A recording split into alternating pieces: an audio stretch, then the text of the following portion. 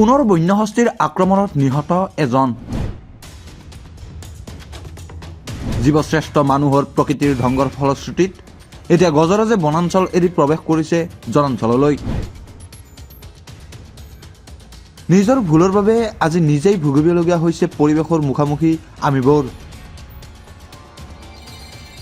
পূব কামৰূপ বন সংমণ্ডল অধীনস্থ মহানগৰীৰ সমীপৱৰ্তী ৰাণীত এতিয়া বন্যহস্তীৰ মুক্ত বিচৰণ।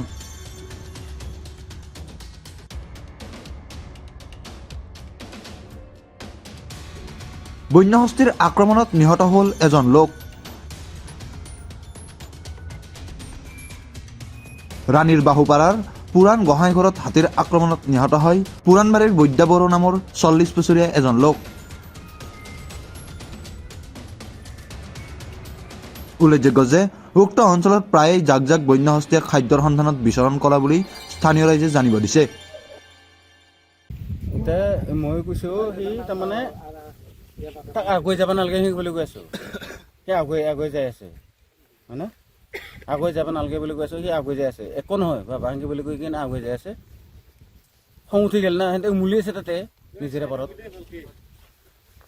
পাৰত উমুলি আছে। সিহঁতে উমুলি থাকোঁতে আৰু কিবা খং উঠি গ'ল নেকি, কিয় খিদি আহি গ'ল না, সি কিয় ওচৰত যাব লাগে তাৰ পৰা নোলালে মানুহটো। কি নামটো সেইটো? বৈদা।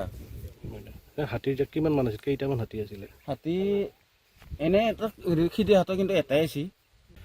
মানে ইয়াতে আগতো হাতীৰ জাক আহিছিলে। বন বিভাগৰ লোক আহেনে? আহে, ফৰেষ্টৰৰ মানুহ আহে। এইখিনি কি ঠাই বুলি কয়? এইখিনি আমি এনেই পিঠবাৰী বুলি কওঁ। ঘটনাস্থলীত ৰাণী আৰক্ষী আৰু বন বিভাগৰ লোক উপস্থিত হৈছে।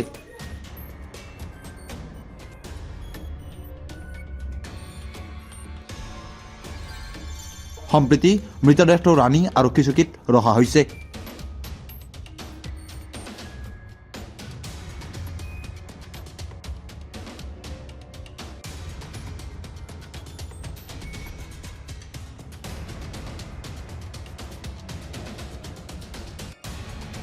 নিউজ ডেস্ক ৰিপোৰ্ট, প্ৰাতঃ টাইম। অসমৰ সংবাদ জগতখনৰ বাবে এক সুখবৰ। নৰূপ নসাজেৰে প্ৰায় 30 বছৰীয়া অভিজ্ঞতাপুষ্ট সাপ্তাহিক কবচ পুনৰ এবাৰ ৰাজ্যৰ মাজলৈ। স্বত্বাধিকাৰী প্ৰণীতা কলিতাৰ দ্বাৰা প্ৰকাশিত আৰু অমৰজ্যোতি প্ৰিণ্টাৰ্ছ, গুৱাহাটী কমাৰ্চ কলেজৰ বিপৰীত ফালে মুদ্ৰিত। আমাৰ ঠিকনা মুখ্য কাৰ্যালয় অসম ফৰেষ্ট স্কুল, হৰি মন্দিৰ পথ, গুৱাহাটী আৰু অস্থায়ী কাৰ্যালয় Kalita market, Bijoynagar, Kamrup, Assam.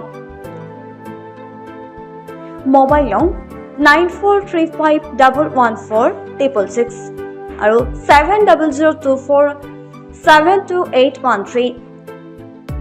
Mail ID probhatiahom@gmail.com।